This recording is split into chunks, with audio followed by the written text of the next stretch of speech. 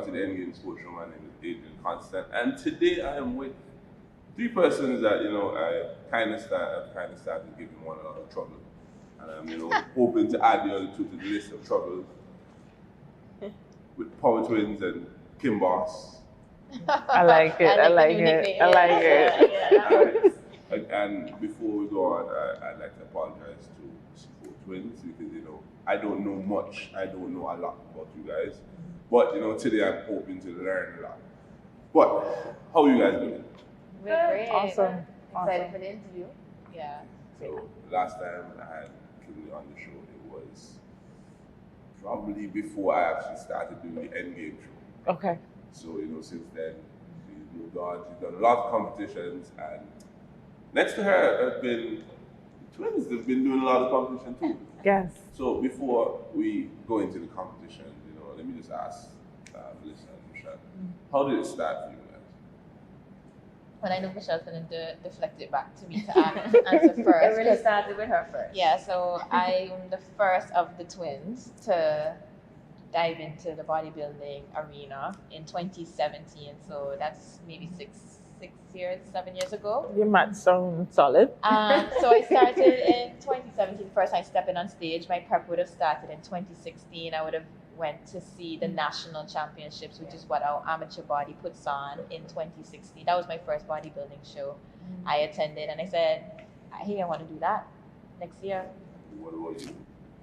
So my journey would have started from seeing her on stage in 2017. So I literally trained with my sister. She's the only one that did all the dieting, and she got the results and I didn't. So I was like, okay, so a lot of dieting is needed to get the results. So I went to her first show in 2017, and just seeing her on stage, I was just blown away, really. I couldn't believe that was my sister. And I had loved all the training, so I said, okay, I'll put my hat in the ring, let me see if I can do it. And so 2018, we stepped on stage together for the first time. I don't have a twin, and I can only imagine seeing someone that, looked like you. Yes. In a field where look is a lot. Yeah. I'm like, man, if she can do it, there's no way I can. Yeah, we're identical, but I feel like we have some very big differences in our physique even today. Even though we do very similar training, similar diet, the same approach doesn't have the same results on both of us. So it was a learning curve, but I would definitely agree, like her seeing me do it was the nod of approval, like, hey, it's it can be doable. done. Yeah. Kimberly, just for the record, when did it start for you? I'm gonna say 2011, I think. Yes. So I attended my first national championship, very similar to Melissa. Before attending, I think somebody mentioned competing, and I was like, I'm not going on stage in a bikini. No, what? No, can't happen. Sat in the audience, kicked myself the entire time, and then the November I did the Torturers Classic. That year, bikini had not been introduced locally yet, so I did body fitness for the first time, took second place, and every year since then I've been on stage. So that was my first showing. The following year, bikini was introduced, and I did bikini for the first time as well in 2012 Torturers Classic as well. All right, so now, I play volleyball. And golf. Yeah. But to become a professional volleyballer, it's just really, sometimes you luck out, sometimes it's luck, sometimes really who you know. But from what I'm seeing, it's very different to become, it's not, who you know doesn't get you the professional card in bodybuilding. Yeah. When did you guys all become professionals? I'll let Kimberly go first, and she would. Michelle. Both Michelle and I turned pro at the same show in 2019 in Barbados, Darcy Beckles Classic. Michelle would have won overall. I was second in overall, and that year they were giving pro cards to top 3 in our category. The third person would have been Leanna Carrington as well. She got her pro card at that show. And Melissa it was the same year or was it the following year? It was the following year, 2020 COVID year. This young lady, oh my gosh. like when you talk about just pursuing and determination for pursuing a dream. So when everybody barely wanted to leave their houses, she prepped through gyms being locked down, everything else. Found a plane that would take her across the sea. She went to Santo Domingo, competed at CAC Championship, won the overall, got her pro card, went on and did the pro show the night, and won the pro show as well. My first pro show. Qualifying as the first bikini athlete to represent at the Arnold Classic Europe. Bernard being the first male and Melissa being the first female. She got the stats. She got all the stats. I mean, I have to keep abreast, you know. I mean, you know what's interesting? On the way here, I was like, should I ask any COVID questions? Because it's a nice thing to ask coming off the interview, but it's been a while now, so maybe the questions don't think it's not relevant. No. But then, no, I got the ammunition to ask the COVID question. Yeah. COVID for me was terrible. It was my first year in college, and I started. I was having an All-American. I ended up being an All-American, but I was having a record-breaking year coming from the Caribbean, being in the U.S. colleges. Then I can remember the huddle. I can remember everything when they told us, "Hey, we might not play again." And my only thing was, when we started the year, I left Antigua. I only got 1 year eligibility because I played with the national team. Long story. So when I heard that the 1 year wasn't going to be finished, listen, it's the first time in a long time volleyball really brought me to tears. Yeah. Then, you come home. After coming home, you're like, am I even going to go back to school? Yes, you have the red shirt year, but are we ever going to travel again? Yeah. So what was the feeling knowing that, listen, we don't know what tomorrow holds. At court, if anyone says, hey, we know what tomorrow held in COVID, I mean, I would kind of call it crazy if you know what tomorrow was. How did it feel? What was it like? It was definitely a difficult journey mentally for me because, every step of prepping, it was a lot of uncertainty. Like, will I pass my COVID test? Will they change restrictions? Because as you know, during that time, it's constantly changing. 1 minute you're in lockdown, 1 minute airports are closed. So it was prepping with blocking out the negativity and prepping anyway, no matter what, in the event I can. So, I mean, obviously the outcome was more than favorable for me, but it was a tough time, but I think that was the first time I proved to myself that I could block out the noise, and that noise was quite loud because every time you turn on the TV, you tune into the radio, it was, the numbers are going up in deaths and this place is closed down, but just sticking to the plan, I can definitely say like that year I tested myself and proved that I could be very resilient and determined. And it was actually my worst prep. I was literally coming down from being overweight in an unhealthy way. So that prep was very difficult, and not having the gym, it's just different in the public gyms, of course, to prep. Yeah. But I think being by yourself, you dig a little deeper. So I think that year I built a little bit more character and just proved that, it can be done. And I hope that during that time, I know it was difficult for other people in other sporting bodies, like you couldn't play with people, but it didn't mean you couldn't practice on your craft or work on, your sports from a different perspective. Yeah. Content, So now, you guys mentioned you got your pro cards just basically before COVID. The year before, Right before. Yeah. You got to get the pro card, COVID hits. What happened now?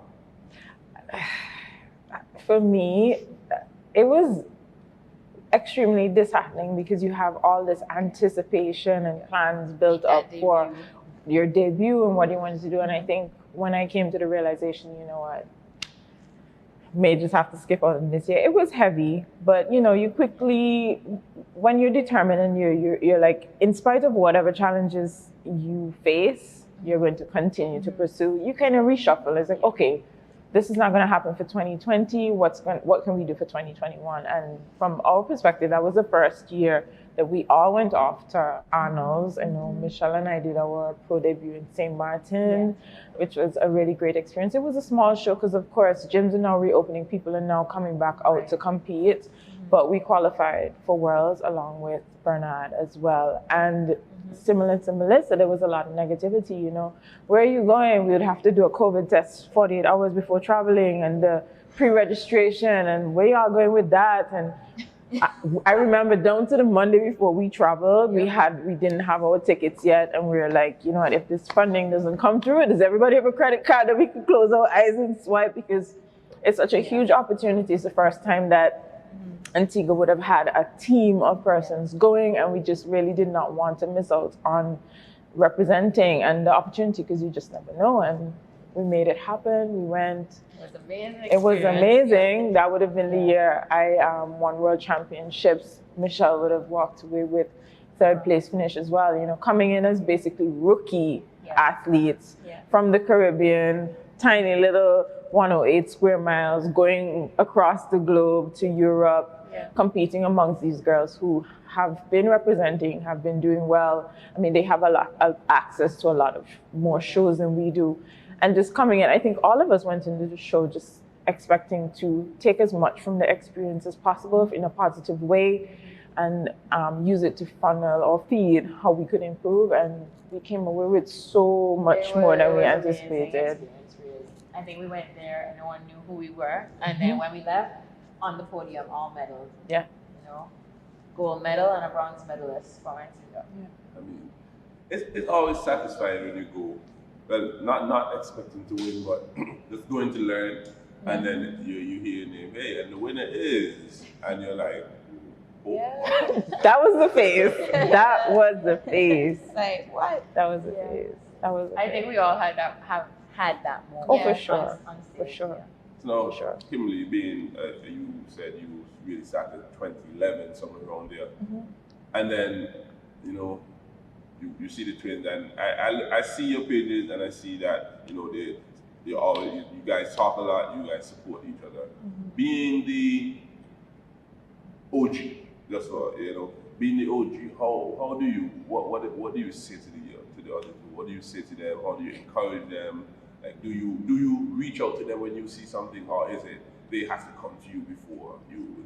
I think we share this really comfortable space, and it's kind of like, you know, how people say when your spirit takes somebody that we just mesh. We have very common characters in terms of determination and this level of consistency and persistence and detail that we bring to our craft individually in different ways. And because of those commonalities between us, we just connect. We also, in my opinion, have a sincere love and appreciation for our sport on a whole, and then even more so bikini. So there are times where a show is happening and Michelle might ask, does anybody have this link? Or Melissa might just come and drop the link, and we're there like, yo, so did you see this? And what do you think? Or, you know, we would discuss ourselves, feedback, what you think, how you felt about it. And without even asking, requesting, or it just happens because it just meshed. But I think that just comes from a space of similarities and a similar mindset. The drive and the push and the passion, I think it's organic. So, you know, and we enjoy bodybuilding. We're just as much fans as I guess we would have gained fans. We are fans of the sport.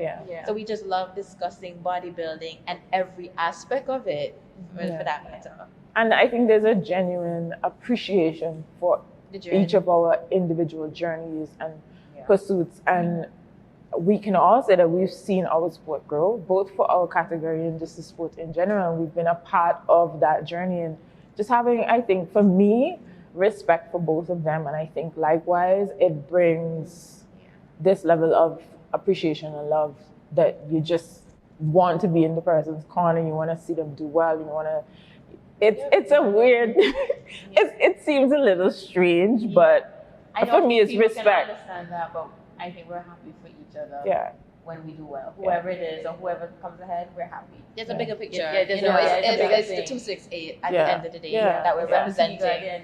And again, it's the love for the sport. You know, walking, it's not all about winning. You know, it's the whole journey. It's the lifestyle. It's everything that encompasses bodybuilding, our sport. And I think, like I said, it happens naturally. I don't think we go to each other for anything. But if we need each other, we know we can ask a question. I mean, you mentioned something that for me is very important. You notice I have on a shirt with a flag. The flag, Antigua and Barbuda. I mean, I was in my second year in college when they told me, because we had to evacuate because the COVID. I went back, they couldn't find my flag. I was like, yeah, so, I mean, who's going to find this for me? and I had a flag. I own like, my number one rule is national athletes. You can't be a national athlete without a flag. Yeah. You must always have a flag. Like, even if it's home somewhere, just have a flag. But most sports, with the exception of right now, cricket, where we have Azari, Rakeem, Hayden at the West Indies level. Most sports from Antigua, we don't have multiple persons at the highest level. Right. And then we have, world championships, more than one person. Like, that's what it was, I think, for me, is the fact that, wait, Antigua, taking up space. It's like, okay. With more, not only with one athlete that's just there to participate, we have athletes that are competing, meaning, hey, people go there and they're like, oh, Kimberly's here today, bro. We might not even win a medal. Oh, Shadi's here. You know what? Like, Do you why know couldn't what? Antigua send Adrian? Like, there's no one else. How does it feel to know that on a world level, you are recognized? Like, no, like... Low key, I don't even think I take myself that seriously.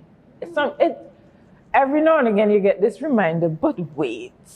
But I don't know if I've ever like existed in that space of, in my head mentally, of you've arrived. It just never happened. You're just constantly reassessing and looking to improve, and I don't know if I've ever taken myself that serious. Like, people over there like, oh God, I hope Kimberly don't even punch her passport this time at top home, The pressure for maybe a champion or a defending champion, or someone going in that maybe considered the star going in, or a favorite going in because of prior success.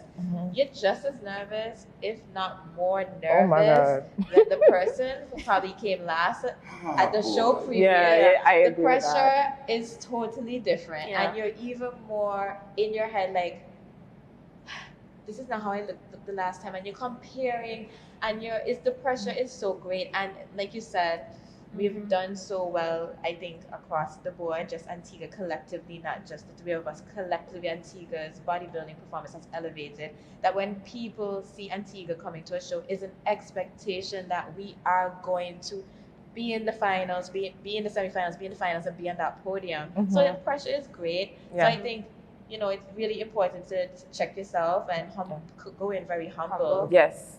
And, you did your best. I'm going to perform, and we hope for the best. And obviously sometimes it works out in our favor, exactly what we want, and sometimes it doesn't. But the passion is there, the drive is there to, okay, back to the drawing board. How are we fixing this? But the pressure is definitely there. Oh, definitely. Yeah. Defending is a different level of mental. But we are there's no show I ever go to that I think, I got this one in the bag. No, right there with her. Never. If I competed against these girls and I've beaten them, there's no way I'm like, I beat you. No. Everybody's getting better, and that's the thing about our sport. Everyone's perfecting their craft. To put it into perspective, when we showed up in 21, first timers, nobody is. So for me, going into shows, I'm always in the back of my mind, if I could have just shown up, having just gotten my pro card, having made my debut. There are people coming on the circuit all the time, and over the last few years, the circuit has changed and physiques have changed. So I never go into a show feeling like, the cat's in the back. You just don't know. That was a part of my success journey, our success journey, and the same applies to somebody else on the outside. So you have to be on your A game all the time. And what you just said is like, so my club volleyball team, we've won 6 years in a row, and maybe 4 of the 6 years we go undefeated. Sometimes we don't drop sets. But every year when me and the guys are on the bench sitting down getting ready to go on a game, every game that we play against, there's some teams that just won't beat you because of the nature of the team. But every time we're gonna play against a team that should be good, we're like, every day everybody's group chat, talking whole day, because it's like, boy, we can lose tonight. And this is because we're seeing how the other team plays. Yeah. In bodybuilding, you're not, yes, you're on the stage across from the person, but you can't see. It's not the full picture. It's not the full picture, How do you scout in bodybuilding? Because in my sport, we scout. Like I scout, I know, okay, Kimberly's going to jump, and when she gets a shoot, she's always going to go down the line. Yeah, because based on a lot of statistics, your statistics and your I performance. think that's interesting about bodybuilding because it's so individual. Yeah. Everybody looks different with different levels of muscle, different levels of conditioning. So you can't scout somebody else's body and say, okay, I want to get my abs to look like hers. It's not going to look the same on you. Yeah. You have a whole different structure. You carry it differently. Some people have bubbly muscles. Some people have a leaner look. You have to bring your best individually for who you are and how you carry. And that takes time to study and learn and understand that. And I think for those persons who have done well in the sport, they understood early, or they've understood and made those adjustments. You can't just want to do your own thing, because at the end of the day, the judges have a criteria they're judging for, and you want to tick those boxes. For you, how best you can tick them. Emulating, you can take tips and advice and like admire someone else in terms of what they do and how they do it, but it doesn't mean you're going to look like that if you do exactly what they do. Like my sister and I are a good example. We're identical twins, and we would do the same workout and her muscle bellies would shape different than mine. Or we'd do the same amount of cardio and diet, and my conditioning would come out different than hers. We just have different, well, the body responds differently. Yeah. It's not a cookie cutter, and definitely scouting, if there were any level of scouting, it's pointless, because even from competition to competition, in just 5 days, you can peak your body can change differently. Yeah. So it's hard to, I think, scout or watch another athlete and say, okay, well, I'm going to do this the next show, but you don't know what they're going to do or how they're going to look, you know? I think for me, the main thing is always reminding yourself to be objective about yourself. So even if you do come out on top in this particular show or the last 5 shows of your season, always be willing to assess and look at the things that you can improve on, you can tweak, and with that you'll constantly keep yourself elevating and improving. And like Michelle said, that's all you can really focus is bringing your best. Once you do that, then... And don't take this too seriously. I think that's helped. Because a lot of times athletes, and I don't know if it happens in a team setting, like in volleyball, you won't get the outcome that you wanted. Like you want to win, don't get out, and you're dejected, and it's like you lock off, you don't want to. But that's not the right approach. I mean, you got to keep, I guess, team spirit is important, because you pull up your teammate and be like, no, don't talk like that, don't think like that.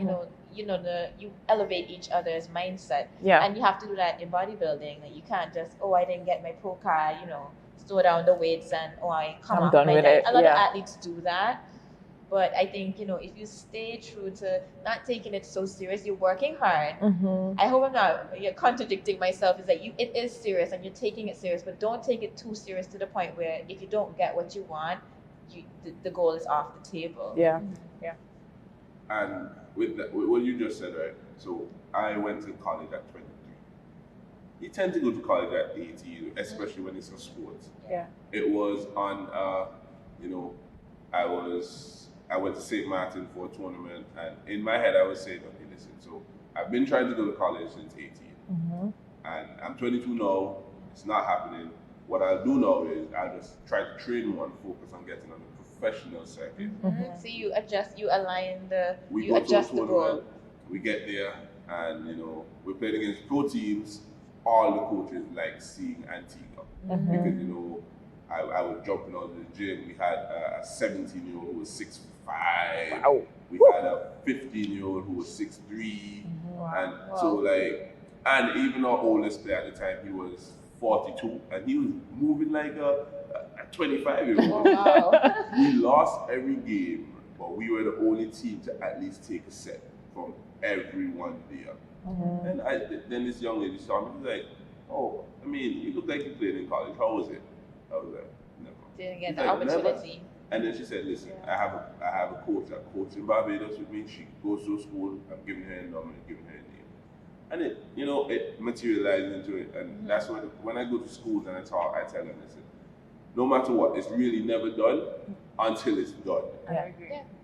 Just keep moving the goalposts based on the cards that you're dealt. You have to know how to play the game. Now, you're in a sport where you can't really start grassroots and go to the 13-year-old and be like, hey, come on, let's go. So how do you, if you do that, how do you motivate someone to, hey, I think you should try this, Well, I would like to say we are all in our 30s and competing among girls who I think right now we're kind of more tipping on the old. We're on the older We're on end, the yeah. older end. Yeah, to for be sure. honest. And I think that's a testimony in itself because we're competing against younger girls. I think we should be an inspiration that you can start late. My sister and I didn't really get competitive until very late in our 20s. Yeah. We were like 29, around 29 is when I was 29 is when I won that pro card. And when I stepped on the post stage for the first time, I was 30. Yeah. So it's never too late. You can start even if don't feel like you have to be a young spring chicken to get in the gym. You can start at any time. I think for me, what I have been trying to do recently is, we know social media is really important. I try to have my social media represent the different facets of competing. So not only the glitz and glamour and the pretty dolled up, but the grind in the gym, the nutrition aspect, and kind of give a perspective. Because as a female, I think as well too, we have sometimes develop these unrealistic expectations of what your body is supposed to look like 24/7. I make it an intentional habit to showcase the different phases, the off season, the prep. And for me, the approach is meant to give some reality to the public. Because, you see the abs and you see the shreds and and then you look at yourself and you're like, I could never look like that. Technically, I don't look like that 24/7. Kind of to say it is attainable. I look like a regular person. I have days when I'm unmotivated. I have days when I kill my set. I have days when I indulge in the Twix chocolate, and then I have days where I put in the effort to meal prep my meals, just to show that the persons on this side that you're seeing and you're liking, we are human and we do have regular things to navigate, but we still get it done, So for me, I'm hoping to inspire through people to have a little peek into what it is for me 24/7, 365 a year, to make you feel like it is more reachable or more attainable. That's kind of how I'm hoping to inspire. I mean, we all know, I can tell we all enjoy, we all love representing the country. Yeah.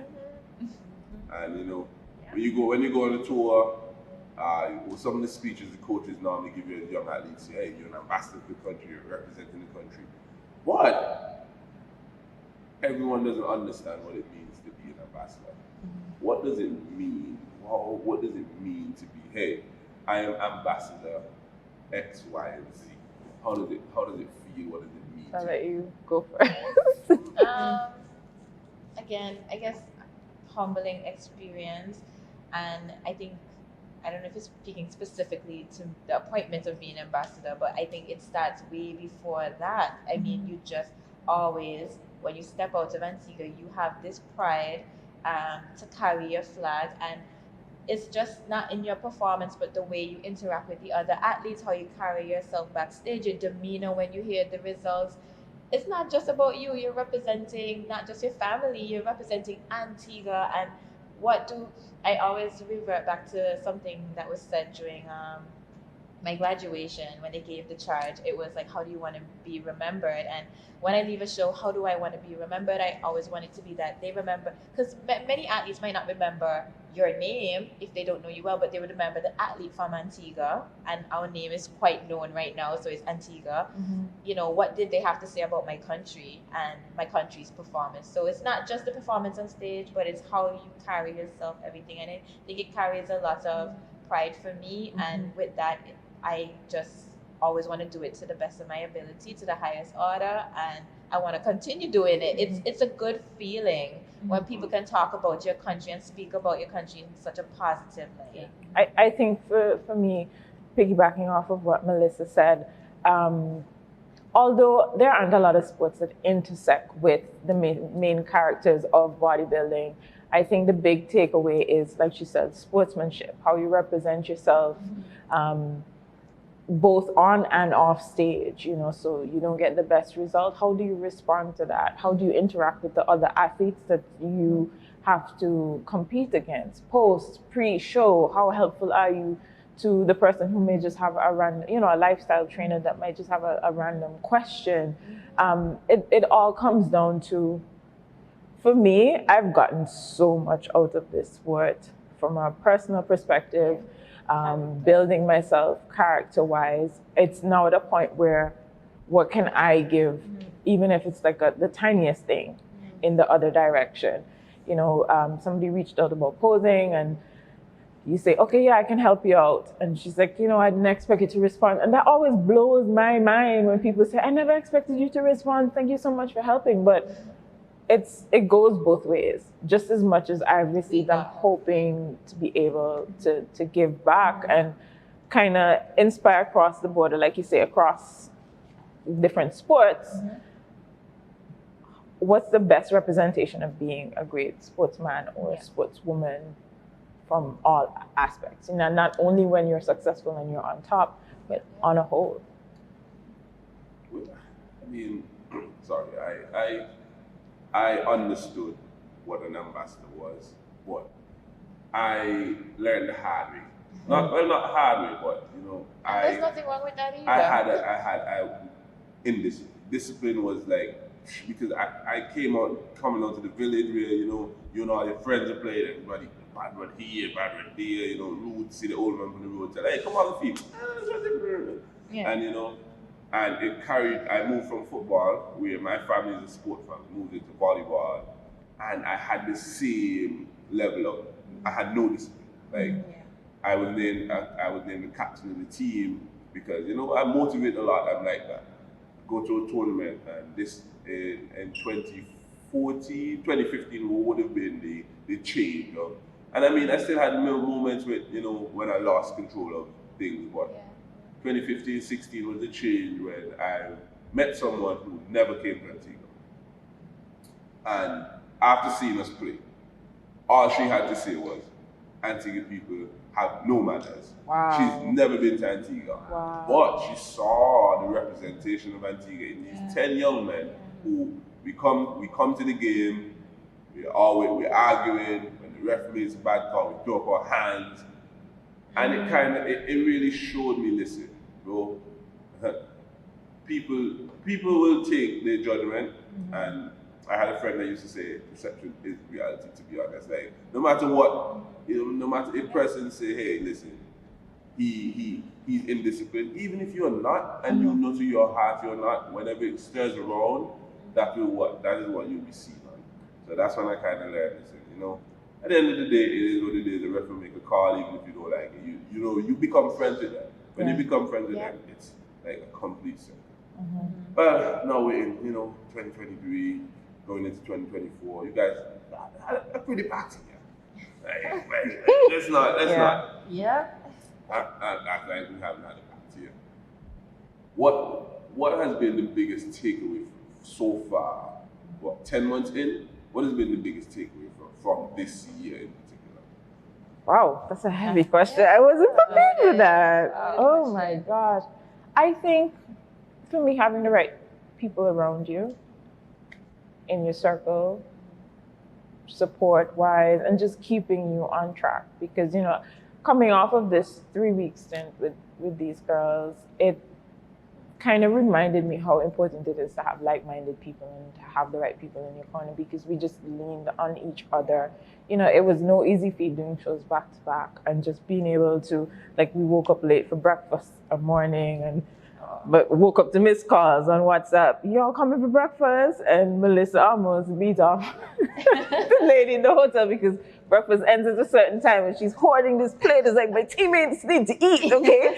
And it's just the little things we didn't have to ask. You just pick up the slack, and it makes the journey and the work, and when you look back on it, just so worthwhile, and the memories that you get after the fact. And just to add on to that, the environment that you create for yourself and the people who you choose to work with, I think are so critical, from your coach to your trainer, whoever that may be, your support system, how important of a role they play even at this part of, I guess, your journey. Because like some of you might have seen, there's success, and then after success is an expectation, but no, there's like even more hard work to do. There's even more motivation needed. There's even more reassurance needed, and that circle, the people who you chose to work with, is so critical and important. And I think just hitting that reset button every time, even if there's a setback, okay, well, how am I going to come back?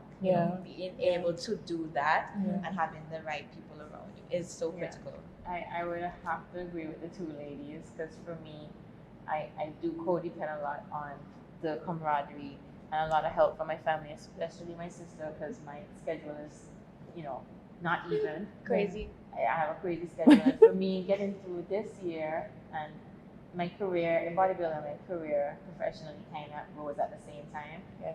And having that level of seniority and responsibility and always having to be switched on all the time makes my time for bodybuilding smaller. Yeah. But having the support, having the push, being able to focus and really zone out and tune out the negativity, because I think I'm told, I can't say I'm weak because I'm passing, someone says, but how you have this job and you're able to compete, and they automatically, there's like a negative connotation with, You're crazy. You're crazy. What are you doing? Who do you think you are? That's the tone that I get. And just being able to like come through this year, last year, and this year, being able to compete professionally, be competitive still, it's like a testimony to myself that you can do it. Once you put your mind to something, you can do it. Yeah. And then obviously having the people around the you. right support you, it system. can happen. Yeah, for sure. I know. I'm trying to remember which one of you guys. One of you had a reel. So I'm a DJ as well, right? Mm-hmm. And one of you guys had a reel with the Macarena sins, and it was a Biggie Smalls behind it, and I saw it. This is just on the side. This has nothing to do with bodybuilding. I was like, oh, man, these sins sound good, and I'm gonna try and make a remix, and then it'd be like, I don't really know why I said that, but hey. So no, we're basically at the end. We come to the end. So I'm going to ask you some questions. Quickly, there is no need to explain, or just throw it out. Okay. Who is your favorite bodybuilder? Oh my God. Obviously not yourself. Wait. Anybody under the sun? This is the order. So the first question, here. Second question, here. Next question, here. Okay. Oh my God. Favorite bodybuilder? In your all-time favorite. Like, my all-time favorite athlete, Kobe Bryant, there's no one else is better than the greatest. No, bodybuilder. Oh, bodybuilder. Hey. Okay, I don't have a favorite. I have two. Okay. I will pick one without, but just know that maybe it's not my ultimate favorite. Right. On a given day, I would switch it around. But for today, I would just have to say Marie Blanquisco. She's not in our league, but I enjoy following her because very authentic person, and she shares, I think, both the positive and the negatives and how she's feeling. And you can see the humble person while she is the world champion, the Olympia champion. Yeah. There's just a level of humbleness, and I think it's because I resonate with that and her. Mm-hmm. I think I obviously feel like she has a bubbly look, and I do, so I feel like it has a lot to do with each other, but more so the person. I'm kind of attracted to character, so the character of the person to me resonates with how I approach my sport. Oh my goodness. Yeah. Okay, so she was one of my two. One of your two. Okay, so Melly went from character. If I'm gonna look at like physique inspirational wise, I like Jennifer Dory. Likewise, she's not on our league. That was your other one? Okay, so you see we're on the same page. Similarly, I really like her look, her content, and she represents, because let's be realistic. Some of the times from the female perspective as a bodybuilder, a lot of our content tends to be sexualized, and and for me, she represents something a little bit more wholesome and very well driven. She's had successes, she's had shortfalls, and you just never get a negative vibe or a throwback from her. So she falls into one of my favorites for sure. I hope that wasn't your other favorite. No, but she is also in my top as well. So I'm gonna give you more than one because it's for different things. In terms of physique wise, for our category, I do love Anastasia Zolotaia. In terms of structure, physique, the proportions, the femininity with it, I think it's a great representation for bikini. I do love Marie Blanquisco. For character as well, but I also do like her soft, bubbly look, and that she's very feminine and full. I love that look. And I do also love her character a lot. And I do love following also Laura Lee Chapada. I think she is like a testament to drive, dedication, resilience, because she's had ups and she's had downs in the sport, and she keeps revolving herself, and she's like organically growing and maturing, I think, because when she first started, you can see she was a little more not so good at content. She was just learning how to speak English properly, and I think she got a lot of backlash for not being able to articulate well, and it doesn't matter to her. She just keeps putting out content. This is who she is, and she's showing the world who she is while she's doing it, and she's doing great at it. So I look at those three women as women that I would admire. Yes. I want to piggyback though and say we all named, professional athletes who are not necessarily in our league, but I probably want to clarify that it's a bit harder to have the same like favorite on our side, because there's a major language barrier, being that our sport is heavily in Europe, and a lot of the young ladies don't not speak English. And a lot of them are not sharing as much as these young ladies, which we mentioned. So the ladies you mentioned do have YouTube channels, and so you can follow them a bit more. I mean, first question was kind of hard. I mean, next question. Easy. Yeah, very easy, because it's easy for me, because I know what my answer is. Your favorite Caribbean country? Oh my God. I mean, there's a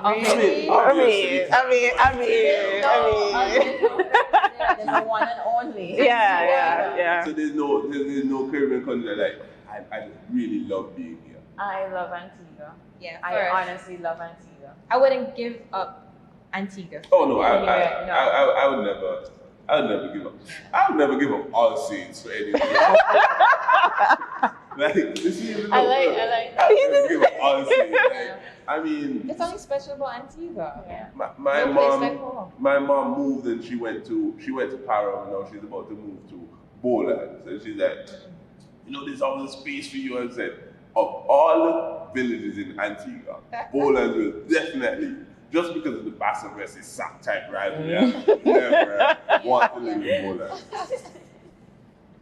And just before you go, any quickly, anything that you would be like, hey, the landscape of bodybuilding is growing. It's growing. I mean, everyone's not on the professional level, but like, what do you have to say to the person who out there just trying to get that pro card? Keep going.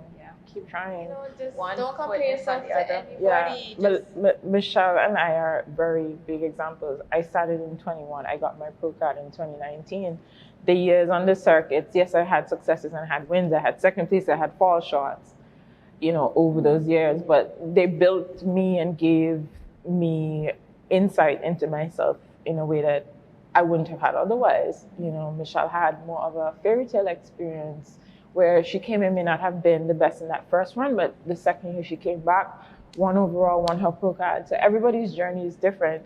It doesn't diminish hers or diminishes mine. We both got different things from the experience. So whatever your situation is, just keep pursuing it, keep pushing. Melissa as well is a big example for pushing through those big hurdles, those seemingly large blockades, COVID. And we somehow had different routes and different roads, but we ended up again here in a very common space of performance, mentality, the way that we support each other. And I think it's a perfect example of your journey doesn't have to be identical to anybody else. You don't have to mimic anybody else, but somehow you end back up in this common space that gives you opportunities and access to people that just leave you with memories that are irreplaceable. I just think one of the problems generally is being in Antigua, and you look over from like both sports that I play at 19. Hey, kid is about to become a pro at 19, and you're like 19, bro. Like, it's like you want to compare yourself. So, but I think for me, something that I think you realize early out, because you'll see other persons get their pro cards, it's like, why am I not getting mine? But you weren't supposed to get yours yet. There's a reason why. And when you get it, you want to be proud of it. You don't want to be saying, was missing this part. It was kind of close and that person should have. You want to be proud of it. fall in love with the journey. I think young people just collectively, we just want things so fast, and sometimes we're not even mentally ready for what that it comes with. So just enjoy the journey, fall in love with the hard work, not so much the day of when you're going to find out whether you win or not. Are you proud of yourself? Have you made progress from where you started? Those are the key things, the fundamental things, and the rest will come. I just think you saying that young people, we really want everything fast. It comes off of, even look at social media. We used to watch 10-minute videos for warm-up, for cardio, and now that 10-minute video is a 50-second reel, giving you the same thing for 10 minutes. So, I mean, we can see where the world is going, but we still have to understand it. I find that so weird because like those 50-second reels, I have to watch 10 times to receive the information versus if you just watch put your finger to hold. And what did they say now? What's the next step? And it's so... You can't see the movement anymore. No, you have to be like... Screenshot. Instead of pausing it, then you might swipe back. Listen, it's a lot. October, is there anything else for you guys for the year, or that's it just for the year? That's it for me for the year. Going straight into my improvement season, and I'll be on the circuit for 2024. When does this 2024 circuit start? End of March usually. I think it end of March. Opens around that time. I have one more show. So in 2 weeks, I'll be going to Lima, Peru for the South American Championships. And it has been a packed year for me, but returning home, I had so many sleepless nights. Still waking up at 4:30 in the morning for some ungodly reason and wanting to push on. And I'm going to satisfy that desire. I feel like I have the energy. I wasn't feeling burnt out. Surprisingly, I'm still trying to understand how is this possible. Hey, but, ride the wave, girl. Ride the wave. You have to take, life. I didn't have any more shows planned, but I take life one step at a time. Is one day at a time for me, and I do things when I think it's right for me. So one more show, I will it's to enjoy and it's to try a few new things. Never competed in South America before.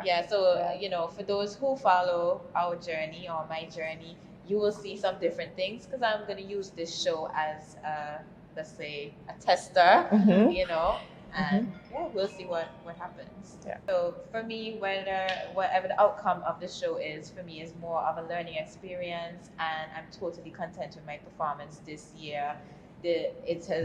I've blown my own mind and gonna focus on improvements for next year for sure.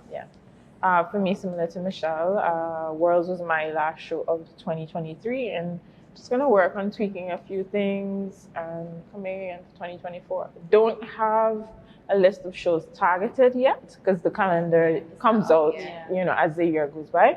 But I'm hoping to do something in the earlier part of 2024 to start the year. Usually I don't start till like the summer months. But personally, I don't think I have a lot of growing that needs to be done, just a few slight tweaks. So gonna switch into off-season / improvement season and then come back for 2024. So I'd like to thank you guys for being my first outside guest, really? Yes. Well, thank you. So, first of many, I hope. Yes, and I mean, again, first 3-year-old, first woman's cast. It's a lot. It's a lot. So you guys have a lot of things. You know when you have this the card finance and you put in the pin. I like that. I mean, I was definitely hoping that we got a good interview, which I know we got because I'm supposed to be actually on air on Saturdays from 7 doing music, and I was like, I called the boss. I was like, so I got an interview.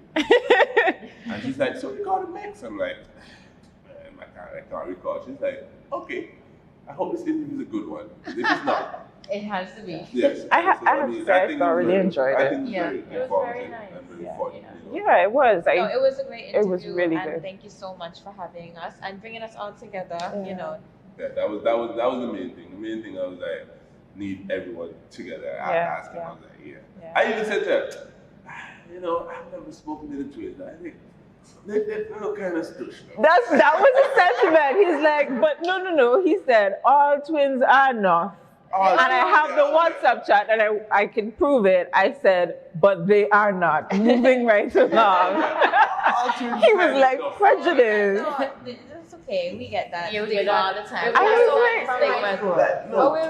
like, no, they're not. What are you talking about? It's just a twin thing, bro. It's two of you. It's like, man, we're so special that we really came like at the same time. Yeah, like, I love it. Oh, I like But that. I thoroughly enjoyed the interview. It was almost very refreshing and different, and I really like the perspective and the angles the of the camera was on, and it's just a discussion. Yeah. As I like to say, bikini recap. bikini recap. Yeah. anyways, again, thanks. It was great. Thank you. I know I kept you a little bit over the time. Thank you. That's the thing. We didn't even check the time, but it's okay. Yeah. The last time I saw was 10 past, and then she threw the watch on here. And that was it. I started to get cold. Yeah, the Thank you. AC is Thank kicking. you. Thank Thank you. you. And good luck with your show. Yes. And your golf career and Yeah, your volleyball career. What are we doing?